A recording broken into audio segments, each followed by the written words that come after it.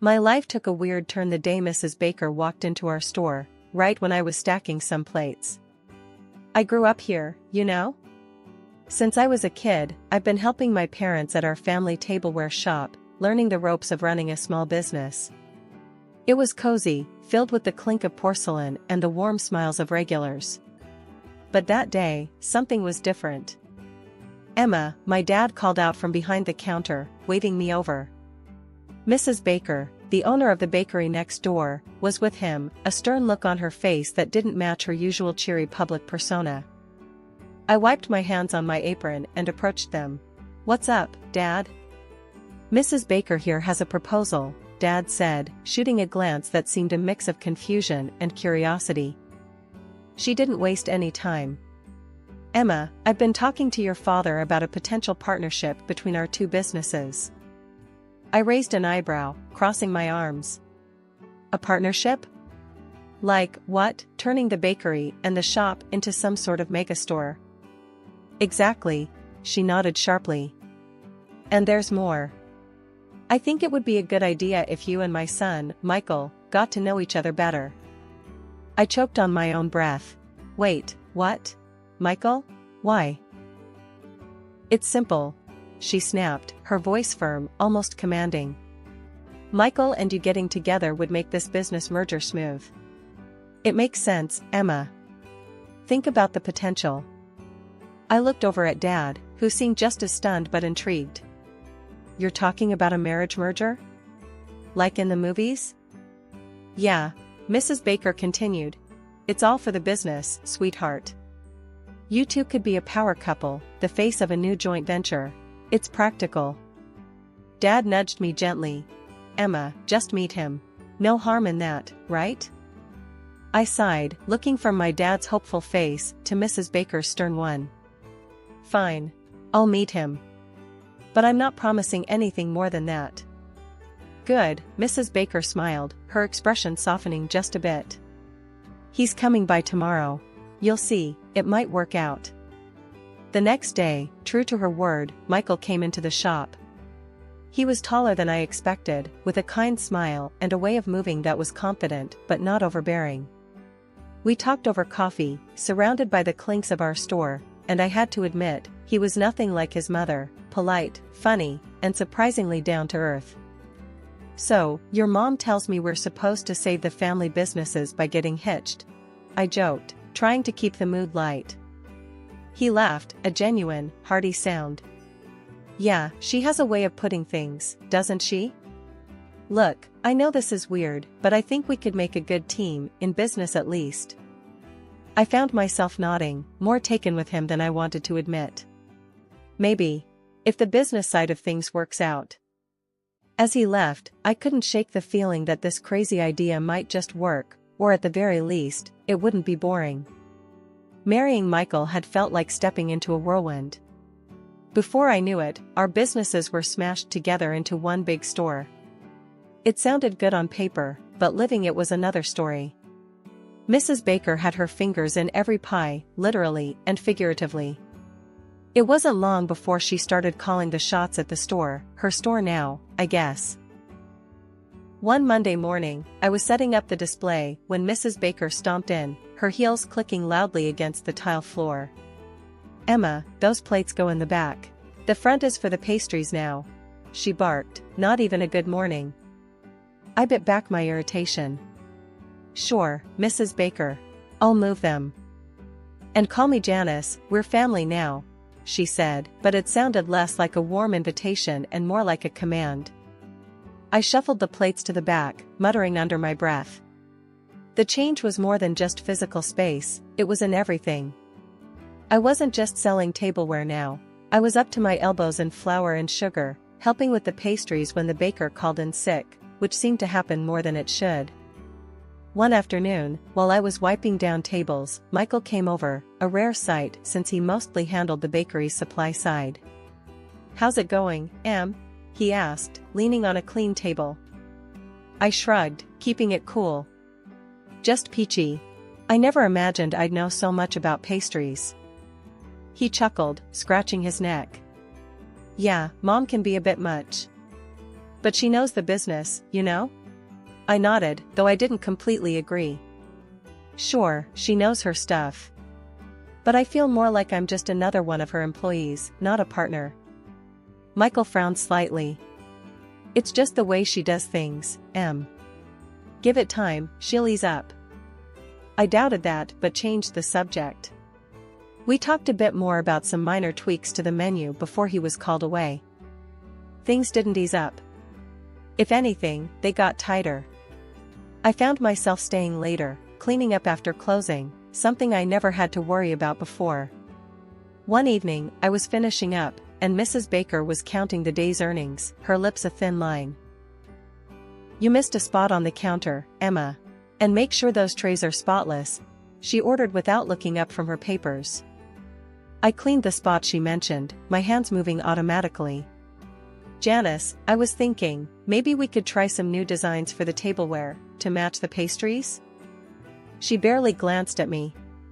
No need. The current ones sell fine. Focus on what's selling, Emma. That's the bottom line. Her words stung a bit. I was used to having ideas, being part of decisions. Now, it felt like I was just here to follow orders. I missed the old days, the old store, my old life. Moving in with my husband's parents wasn't my idea of a perfect setup, but Janice insisted it made sense. Why waste money on rent when you can live here and help out more at the store? She had said. Her house was just a short walk from our joint business, making it all too easy for me to spend most of my waking hours there. At first, things seemed okay. The bakery and store were booming, and revenue was up. I was busy, sure, but it felt like we were all pulling together for a common cause. That was until I realized the price I was paying. I had to drop out of college. You won't need a degree to sell plates and pastries, Janice told me, dismissing my dreams as if they were crumbs on the table.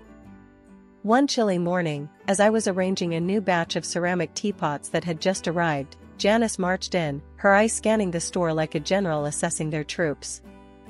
Emma, why are these teapots here? I told you, the new pastry display goes in this section, she said, her voice sharp, cutting through the morning calm.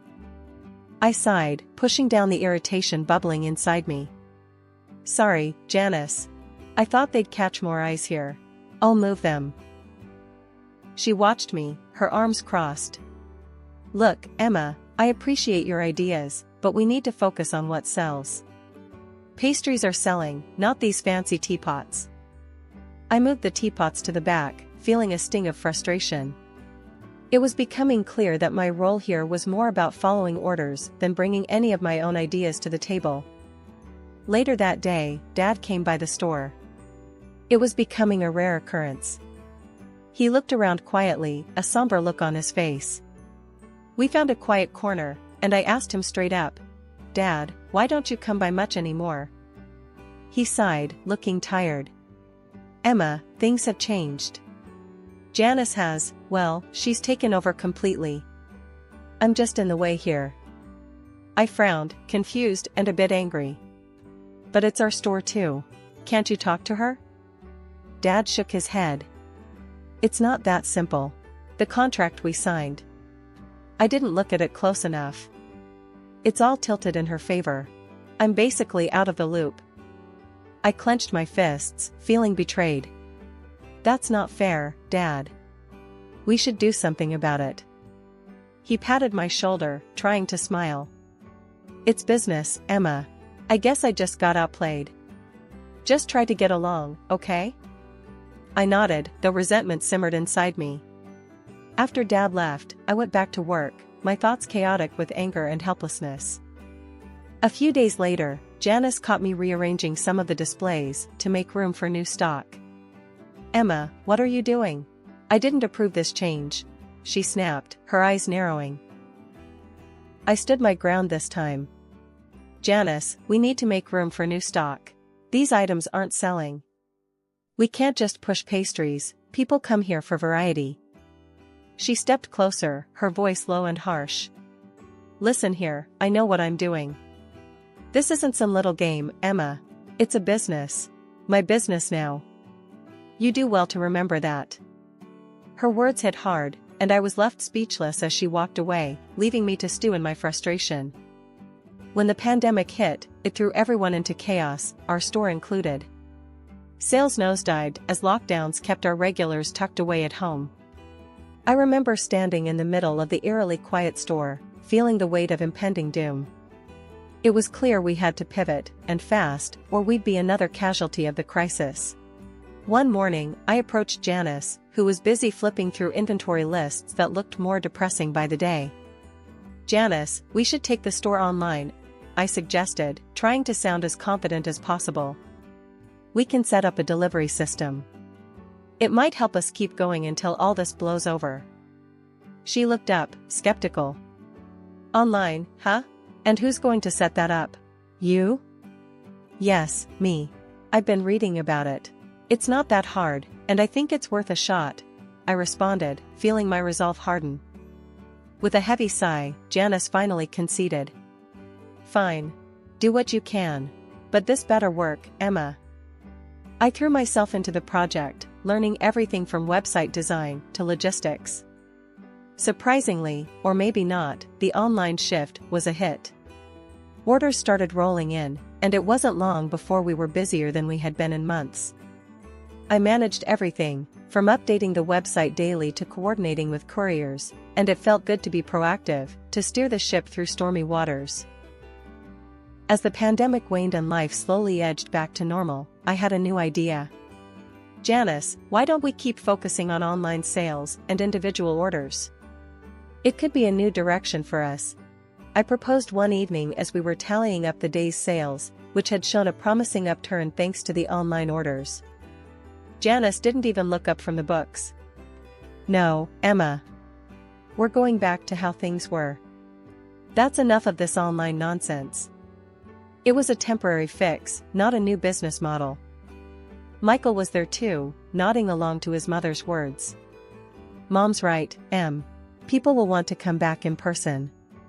Let's not fix what isn't broken." I bit my tongue, holding back a retort. It was frustrating. We had a golden opportunity to evolve, but they were too set in their ways to see it. A few weeks later, as we officially halted the online operations and focused on in-store traffic, I overheard Janice talking to a group of her friends in the store, laughing and boasting. Yes, it was quite a challenge, but I managed to keep the business afloat during the pandemic. We had to adapt, of course. I paused behind a shelf, my hands clenched into fists. The nerve of her, taking credit for my sleepless nights, my ideas, my hard work. It stung, but I swallowed my anger. Arguing wouldn't change her attitude, and it wasn't worth the drama. It was a gloomy Tuesday, rain pelting down so hard it drummed against the store windows like 1,000 tiny drums. Most folks were smart enough to stay indoors, but the shop was open, just in case. I was tidying up some displays near the entrance, lost in thought, when the bell over the door jingled sharply. A small girl, no older than 8, stood dripping in the doorway. Her coat was soaked through, hair plastered to her head, eyes wide and scared. I dropped the cloth I was holding and rushed over. "Hey there, sweetie, come on in. You're soaking wet," I said, guiding her gently inside. She shivered, clutching a small backpack to her chest. I got lost. I can't find my mom." "Don't worry, we'll find her, okay? Let's get you warmed up first," I reassured her, fetching a towel from the back to dry her off. As I was rubbing her hair dry, Janice stormed over, frowning deeply. "What's this, Emma? Why is this child here?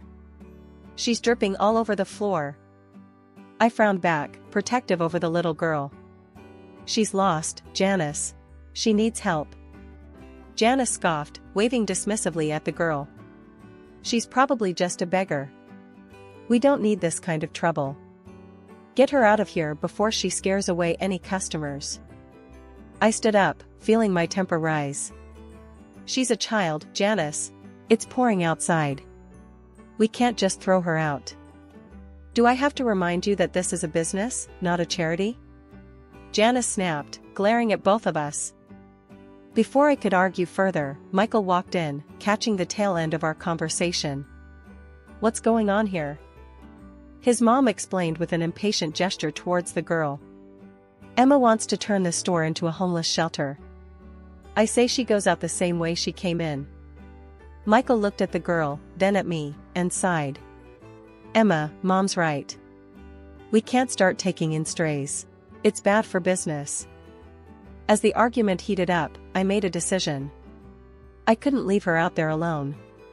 Ignoring Janice's protests, I picked up the phone and dialed the local police station. The police arrived quickly, given the weather and the circumstance. One of the officers wrapped the girl in a warm blanket I had brought from the back. They thanked me for keeping her safe and took down some information. Before she left, the girl hugged me tightly. Thank you, she whispered. Watching her leave with the officers, hopefully to be reunited with her family soon, I felt a mix of relief and frustration. Janice walked over, her expression hard. I'll be docking your pay for the day, Emma. And you can clean up this mess yourself, she said coldly. I was too tired to argue. The rest of the day passed in a blur of scrubbing and silent treatment from Janice and Michael. Their attitude stung, but holding that scared, grateful girl in my arms, I knew I'd done the right thing, no matter what they thought. It was a regular Thursday morning at the store, just a week after the rainy day incident with the lost little girl. I was rearranging some of the newer pastries when the bell above the door chimed. I looked up, expecting another customer, but instead, I saw a well-dressed man I'd never seen before. He walked straight to me, his expression serious yet friendly. Good morning, he greeted. Are you Emma? That's me, I replied, a bit puzzled. Can I help you with something? Yes, actually. I'm Thomas. I don't know if you remember, but you helped my daughter last week when she was lost. She hasn't stopped talking about how kind you were. I blinked in surprise, remembering the little girl's tight hug. Oh, yes, of course. I'm just glad she's safe now. How is she? She's great, thanks to you, he smiled. I actually came here to thank you personally and also to offer my help, if you ever need it. I was taken aback. That's very kind of you, but I don't know what you could help with. Thomas handed me his card. I'm a lawyer. I specialize in business and contract law. After what my daughter told me about how you treated her, I thought maybe if you ever need legal advice or anything, I could be of service. I stared at the card, then at Thomas. A lawyer could be useful, especially now. Actually, there might be something. But it's a bit complicated. Thomas nodded, gesturing toward a quieter corner of the shop. I'm all ears. We sat down at one of the tables, and I briefly explained the situation with Janice and the store, how things had changed after the merger, my reduced role, and my father's situation. Thomas listened intently, occasionally nodding. It sounds like you've been put in a tough spot. If you can get me the merger documents, I can take a look, see if there's anything that can be done legally to renegotiate your position or at least get you some more control. I fetched the documents from my file at home and brought them to Thomas the next day. He promised to look over them and get back to me as soon as possible. True to his word, a few days later, he called me into his office to discuss his findings. Emma, I've gone through everything, Thomas began as soon as I sat down in his office. There are a few areas where the agreement seems heavily biased against your father. It looks like there were some oversight and possibly misleading information when he signed. My heart pounded with a mix of anger and relief. So, what can we do? Thomas leaned forward, his eyes sharp. We can challenge the agreement based on these discrepancies. It's not a guaranteed win, but it's a start. You have a right to fight this, Emma. I nodded, feeling the weight of the decision. Let's do it. It's time I took a stand. After meeting with Thomas, my mind was a whirlwind of doubt and guilt. Was I doing the right thing by challenging my husband and his family? The thought of ruining their lives weighed heavily on me as I headed home. But as soon as I stepped through the door, the scene that greeted me swept all my doubts away. The house was bustling with noise and guests. It was our wedding anniversary, an event I had completely forgotten about in the midst of all the chaos. As I hesitated at the entrance, trying to process the celebration, Jana spotted me. Her face flushed from drink, she stormed over, her voice loud and slurring. "There you are! Wandering the streets when you should be here serving your guests," she shouted. I tried to apologize. "Janice, I'm sorry, But before I could finish, she hurled an empty plate in my direction. It smashed against the wall right next to my head, shards scattering across the floor.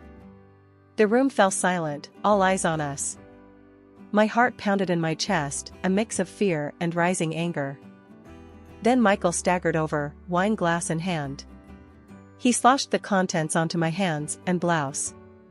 "Clean yourself up, you're a mess," he slurred, chuckling. Janice joined in the laughter, and a few of the guests murmured uncomfortably, not sure how to react. That was the last straw. I felt something inside me snap, the last thread of tolerance for this life I was living. I straightened up, wiping my hands on my skirt, my voice steady and loud. "Enough," I declared, silencing the room. "I've been to a lawyer, and I'm filing for a divorce." The shock was palpable. Michael and Janice froze, their smiles fading. "Who do you think you are?" Janice hissed, stepping closer. "I am someone who no longer accepts being treated this way," I continued, my voice clear and confident despite the trembling in my knees. "I am protesting the merger agreement. There has been fraud, and I've already sent the documents to the authorities and the court." I could see the fear flicker in Janice's eyes, her tipsy bravado slipping. "You can't do this to us," she stammered. "I also intend to seek financial compensation for all the abuse," I added, not letting her interrupt. I turned, heading upstairs to pack my things. Behind me, I could hear Janice scrambling after me, her tone suddenly changing to one of desperation. "Emma, please, let's talk about this. We can sort something out." I stopped at the top of the stairs, facing her one last time. Pulling out Thomas's business card, I held it out. "You can discuss it with my lawyer. From now on, that's how we communicate." Packing my bag was quick, I didn't have much I wanted to take from that house. With every piece of clothing, every personal item, I felt a bit more free. After what felt like an eternity of legal battles and emotional upheaval, the final court hearing was more than just a procedural event, it was the day I reclaimed my life and my family's business. Standing beside Thomas, my lawyer, I watched with a steely resolve as the judge delivered the verdict that would set everything right. "The court finds in favor of the plaintiff," the judge announced, his voice echoing in the silent courtroom. "It is clear from the evidence presented that the defendant engaged in fraudulent activities to secure control of the business. Therefore, the original merger agreement is hereby nullified, and full ownership rights will revert to the plaintiff and her father." Janice, my former mother-in-law, sat stiffly, her face unreadable. Beside her, Michael looked down, unable to meet my gaze. The court also imposed a hefty fine on Janice and ordered her to pay financial compensation, which conveniently matched the value of her shares in our business. It was more than justice, it was poetic.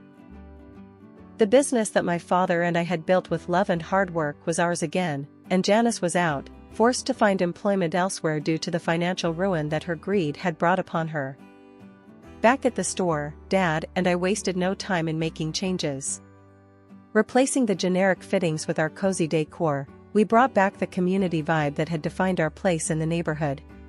As I reintegrated into the day-to-day operations, I also decided to pick up where I had left off with my education. Going back to college felt right. I knew now more than ever how important knowledge and education were, especially if I wanted to take our business to new heights. Life without Michael was strangely liberating. After the divorce, he had pleaded for forgiveness, hoping to salvage our marriage, but too much had happened, and my decision was firm. One day, a familiar face popped into the shop. The girl I had helped during the rainstorm came in, holding her mother's hand. She ran up to me as soon as she saw me, a bright smile on her face. "Miss Emma," she exclaimed, her voice echoing around the shop. "Hey there." I crouched down to her level. "How are you?" I'm good. Mommy says we can get a big cake from here for my birthday. Absolutely, I laughed, glancing up at her mother, who smiled warmly at me. We'll make sure it's the best cake you've ever had. As they wandered off to pick out some pastries, I straightened up, watching them go. This was why I fought so hard. Not just for me or for my dad, but for these moments of joy and community.